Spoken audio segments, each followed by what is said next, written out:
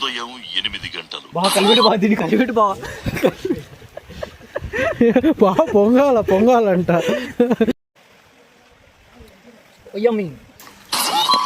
ఉదయం 11 గంటలు.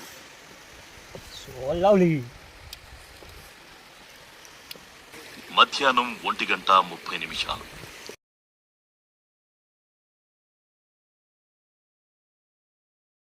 సాయంత్రం 4:45. ఇదండి మా హంసలకోన ట్రిప్. పొద్దున్నే 7కి వచ్చాము, ఇప్పుడు 5 అవుతుంది. పొద్దున్న టీతో స్టార్ట్ చేసినాము, తర్వాత రొట్టె నూనె వంకాయ తిన్నాము, తర్వాత బిర్యానీ చేసుకున్నాము, తర్వాత పాస్తా చేసుకున్నాము.